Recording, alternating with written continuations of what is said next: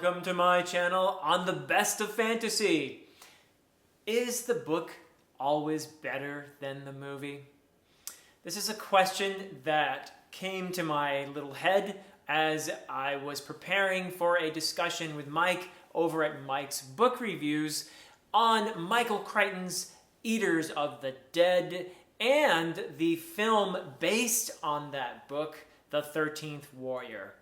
I actually re-watched The 13th Warrior to prepare for this discussion with Mike, which will be happening soon. And as I was watching, I was thinking about the ways in which the film differed and was similar to the book. And it got me thinking about adaptations in general, film adaptations of books. So I just thought I would put out my little thoughts on this particular matter. This will be a spoiler-free video. I will not be spoiling Eaters of the Dead or The 13th Warrior in any significant way whatsoever. But I'll be using it as a sort of case study. And I might mention other adaptations as well in the course of this, but I will not be spoiling anything. And I do think that Eaters of the Dead / 13th Warrior is an interesting case study in that this is a film from the late 1990s based on a book from the 1970s that was in turn inspired by much older texts, including Beowulf and Ibn Fadlan's account of his travels. So you have layers of removal from the original source material when you get down to the film, The 13th Warrior. Also, I think it's fairly important to note that Michael Crichton was involved in the film. I think he got involved later in the film and is a producer that maybe did some of the directing or something. I'm not sure what the whole story is, but he was involved in the film, which means the author was most certainly consulted, which I think is interesting because you can talk about issues of fidelity. Okay, how faithful is an adaptation to a book? And just because the author is involved doesn't mean that everyone would agree necessarily that the film is faithful to the book. But in this case, I think it's fair to say that the film isn't exactly beat for beat. It could never be that, the same as the book. But I think that it is fairly close as an adaptation to the original book. Probably closer than most, I would guess, but it does diverge in some significant ways, and those ways I think speak to the relative weaknesses and strengths of a film as a form of storytelling versus a book as a form of storytelling. So one assumption that I think I had for most of my life, and probably a lot of people share this assumption, is that book characters and worlds will inevitably have more depth than screen characters and worlds. That is maybe a gross generalization. Perhaps a lot of people would agree with that. I now think that the answer to that question of depth is a kind of a yes and a no, in fact. And I'll use the Eaters of the Dead / 13th Warrior as an example of what I mean. So you have in Eaters of the Dead a first-person narrator. Ibn Fadlan is and really fictional in this case, because while Michael Crichton did base to some degree Eaters of the Dead on Ahmed Ibn Fadlan's historical account of his journey to a part of the world where there were some Vikings. He diverged significantly from that and ultimately went places that Ibn Fadlan never would have imagined. But nevertheless, you do have this first-person narrator, and that is important because that is something that gives us a lot of insight into Ibn Fadlan's character. And that is something that you just cannot replicate in a film. Or even if it were put into a longer television series or something like that, you just cannot get that voice the same way as you have in the book, where you have this first-person narrator telling us his story. You lose that. There's just no way around it. Also, you lose Michael Crichton's deliberate imitation of a kind of medieval style, old style travelogue, which is what Ibn Fadlan's account was. And Crichton does a brilliant job, including putting scholarly footnotes and that sort of thing into the book to convince us that what we're reading is a historical document of a sort, that it is a travelogue made by this Arab who visited in the 10th century a Viking settlement and had adventures among them. So that is something, again, that you lose that imitation, and there's a layer of the book that I actually enjoyed a lot. As somebody who's read a fair amount of medieval literature, I felt like Michael Crichton really nailed not only the tone of an older travelogue, but also he really nailed, in the best possible way, the scholars who would be putting their pedantic footnotes here and there all over these types of accounts. So I enjoyed that, and of course there's no way to preserve that in the film either. So you lose that, and that is a layer of world building in a way. That is a layer of immersion that the book has that you can't replicate. In a film, I think it would be very difficult to do, perhaps. Perhaps you could do something with a voiceover, I don't know what, but you wouldn't want scholars interrupting your film with footnotes, trust me. So, that layer of pseudo-historicity is gone, and you also get, I think you lose some, not all, but you lose some of the feeling of the progression of Ibn Fadlan's character, which happens much more slowly in the book, and it has to happen much more rapidly in the film, where you get more like the highlights. You get these moments that have to get to these moments, and you see the character is different at the end of the story than he was at the beginning, but the journey there is much faster, and it feels faster. It feels a little more hitchy, and perhaps a little less convincing when the character has undergone a serious change of perspective. It's a lot easier, I think, to pull off in a longer narrative, such as a novel, than it is in a hour and 42-minute film. So, that is just that's the advantage, disadvantage of the medium.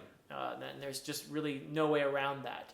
Although I will say that Antonio Banderas playing Ibn Fadlan, even though he has entirely the wrong accent, did a pretty good job of conveying that change in that character, as I think as well as an actor could do, given the limited screen time that is there. So I suppose you could argue that you might get a better sense of a character's arc if it were a television series or something of that nature. But it is important to note that actors can bring certain aspects of a character to life in ways. And here is where you might see an advantage of screen storytelling over book storytelling, where an actor can convey, a skilled actor can convey with a look, on their face, a certain amount of character work that it would take some describing in a book. So that can be done, and you get good actors doing these parts. You could argue that sort of character work does indeed take place on the screen. I also will say that in this case, if I'm comparing the book, The Eaters of the Dead, to the film, The 13th Warrior, in this case, actually, some of the characters, primarily the secondary characters, the 13 warriors, other than the main ones, because the main ones being Buluif and Herger, besides Ibn Fadlan, they really do stick out in the book, whereas the other warriors in the party in the book are just there. I mean, their names are mentioned here and there, but you have no sense of these characters' personality. They're basically just kind of there to be among the 13, because that's a cool number, and they're kind of fodder. You don't really get a very strong sense of their individual personalities, other than those ones I mentioned, who do stick out in important ways. And when I reviewed the book, the Eaters of the Dead, I did remark on this. I talked about Herger and his relationship with Ibn Fadlan in the book being a very important aspect of the story, and one of the few vivid parts of the character work, which is obviously it's partly because what Crichton was doing there was imitating a medieval manuscript where you don't have strong character building. The characters in those types of things tend to be very one-dimensional. So you have, though, in the film, by contrast, yeah, so these warriors still don't stand out tremendously. There's a bunch of big dudes with beards. But there are little things that you can do in a film that do kind of give them a bit of personality. There's one guy with a tattoo across his face, right? And there's another guy, old dude with a braid that goes down. So he's like braid guy and tattoo guy. And okay, so you can keep track of them a little bit that way. And again, those actors do bring a little bit of some visual cues to you that you recognize, oh, that's the guy who did that, or who insulted Ibn Fadlan earlier when he was, and his horse, and stuff like that. So you do perhaps get a better sense of the secondary characters' personalities. So Ibn Fadlan loses, I think, some in the film versus the book, whereas his companions, actually, most of them gain a little something in the film. I have a better sense of them as individuals in the film. So I think it's a case-by-case thing, but I think it would be wrong to assume that book characters necessarily have more depth than film characters or screen characters. I think you can do some interesting things on the screen in a more succinct and quick way. And that goes for the world building as well. It's a lot easier to have a beautiful cinematographic view of a landscape on film than it is to describe that in a few paragraphs in the book. You don't lose any pacing by having that in the film. It's there. It's part of the story automatically. Whereas in the book, you're describing a landscape that takes away from the momentum of the plot, perhaps. So that's a strength of storytelling on screen. So another point I want to talk about, and it's somewhat related to what I've just been saying, is the idea of reading being something that demands the active use of the imagination versus viewing a film being a more passive activity. It's a bit like a metaphor of water versus ice. So water you can pour into any vessel and it will take the form of that vessel. Whereas ice is frozen. It has a form. It has been given a form that you can't change so readily. So the reason I'm making this metaphor is I view storytelling in a book as a bit more like water, whereas storytelling in a film is a bit more like ice. And let me explain that. So and it's not a perfect metaphor by any means, but I think you'll get my drift. So when you are a reader of a book, where does the story take place? It takes place in here. It takes place in your mind. What has happened is the writer imagines something, puts it into words, and then the reader reads those words, and the story takes place within the reader's mind, meaning there's a lot of imagination required on the part of the reader. The story is evoked within the reader's mind. And the reader is an active participant in the construction of that story, getting the cues from the words on the page that the writer has left. Whereas in contrast, in a film adaptation, this is an individual's or a group of people, their interpretation of a story. They've given it a form. They've given it a frozen form, as it were. And that is presented to the viewer, who takes that in more passively than a reader who is actively creating the story within their mind. So you get the vision of the story in a visual medium when you have a film adaptation of a book. Much of that imaginative work has been done for the viewer. So I hope that makes a little sense. That's my water and ice metaphor. But I think that's an important distinction, and I think that is where perhaps a lot of the satisfaction of reading comes from, is in that active use of the imagination. This is why I find reading such a fulfilling activity. I get a little workout in my brain, in my imagination. My imagination gets a workout, a little creative workout, every time I read a book. Less so than when I watch a film. That isn't to say that there isn't any imagination involved while watching the film, but I think it's less than when I'm reading a book. I do find stories can be very compelling in a film form, but they are less of the work is going on in here in the sense of creatively speaking. So that is a big difference, and that is especially important to fantasy. When we're talking about adaptations of fantasy stories from books into films, fantasy in our brains versus on a screen, which of course is transferred to the brain as well. And we don't need to get too deep into the, the neuroscience of all this. I realize that all of it is taking place in here on some level or other. But I will say that in terms of fantasy, an important element of this is, I think, the limitations of technology. When we talk about presenting a fantasy story, an imaginative story with things that don't exist in our own world onto a screen, there is a bit of a disadvantage, which is becoming less and less of a disadvantage as technology gets more advanced. But the 13th Warrior definitely, in my opinion, suffered, especially toward the end of the film as the story got more and more fantastic. Eaters of the Dead, you could say, is not quite fantasy. It's awfully close if it's not. Are there magical elements in there? I think you could make an argument that it is fantasy. It is sort of a historical fiction, fantasy hybrid in some ways. At any rate, it suffers at the end because of those slightly more fantastical elements, which I'm reading in the book, no problem. I'm envisioning all that stuff in here. The film made in the late 1990s, didn't work so well for me.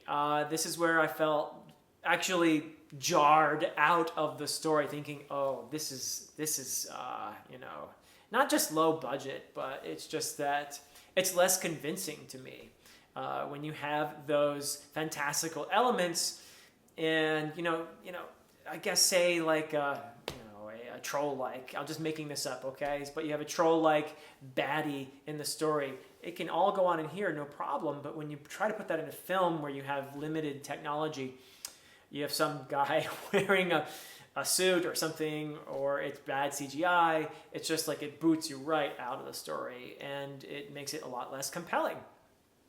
So, and this is why, somebody as far back as J.R.R. Tolkien thought no one could ever make his books into films.